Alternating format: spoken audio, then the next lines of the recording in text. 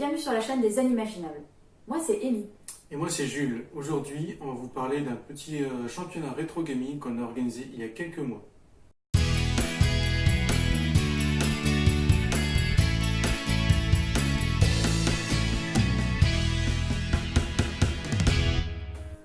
Et oui, il y a quelques semaines, on a organisé justement une soirée rétro gaming.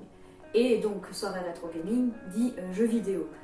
On a justement lancé une invitation pour cette soirée, pour savoir à peu près combien de personnes souhaitaient participer. Et on a eu 14 participants. 14 participants, là on a commencé à s'inquiéter, parce que qui dit 14 participants dit beaucoup plus de parties à réaliser. Et donc on avait des impératifs de temps, il fallait éviter que ça se termine trop tard, après minuit, parce qu'on a des personnes qui font des postes, on a des personnes qui ont des familles, et donc il fallait vraiment tenir le temps. Alors on a décidé de partir sur un championnat plutôt qu'un tournoi, puisqu'un championnat ça permettait que chaque participant rencontre chaque autre participant. L'intérêt du championnat, c'est que même si une équipe perd, elle continue à jouer pendant l'ensemble de la soirée. Alors que dans un championnat classique, à élimination directe, les premiers perdants ne jouent plus de la soirée. Donc voilà, ça nous permettait de favoriser le jeu pour l'ensemble de la soirée, pour l'ensemble des participants. On a choisi de partir sur 7 équipes de 2, ce qui permettait de mieux gérer le temps à travers toute la soirée et pouvoir tenir les objectifs pour finir à l'heure. Pour réaliser ce championnat, on a utilisé un petit outil sur internet qui est un générateur de championnat.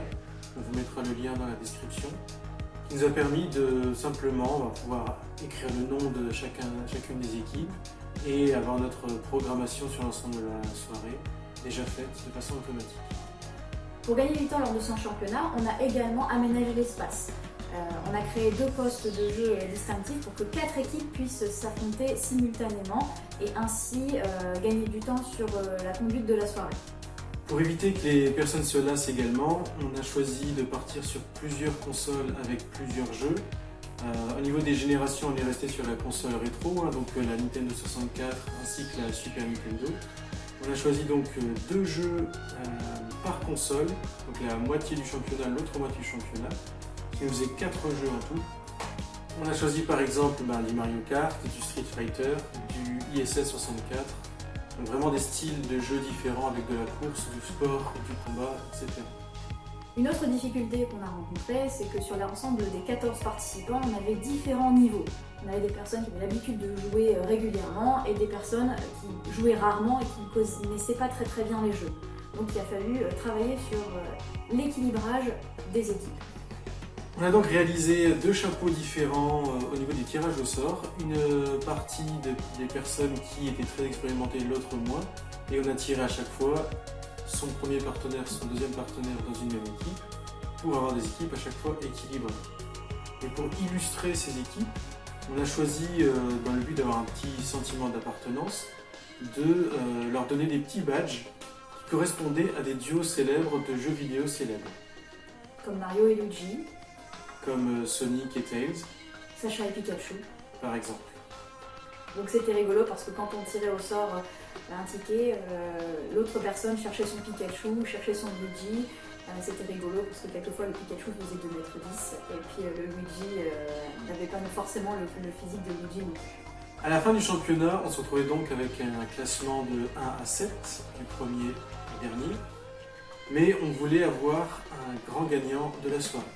Pour ce faire, on a réalisé un mini-tournoi de l'équipe 1 à 4, dans laquelle on a choisi de faire des demi-finales et une finale.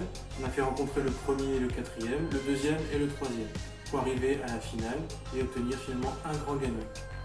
Et pour la petite histoire, les personnes arrivées premier et deuxième du championnat sont arrivées à la fin troisième et quatrième à cause du changement de jeu qui a été opéré, parce qu'on a mis des jeux différents sur les phases finales et ça a donné lieu à beaucoup de réclamations. En résumé, durant cette activité, il y a vraiment un certain nombre de choses à retenir, principalement la gestion du temps. Il faut imaginer combien de temps on va prendre chaque match pour savoir à quelle heure vous allez finir. La gestion de la définition des équipes et de leur équilibre pour avoir des parties intéressantes et toujours disputées durant toute la soirée. Et éviter de lasser vos participants en variant les jeux un maximum, en variant les consoles pour qu'ils ne jouent pas au même jeu pendant toute la soirée.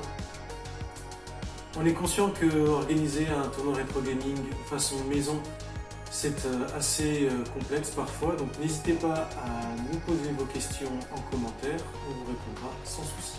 Si vous avez aimé cette vidéo, n'hésitez pas à mettre le pouce bleu et vous abonner à la chaîne. On se dit à bientôt. À bientôt.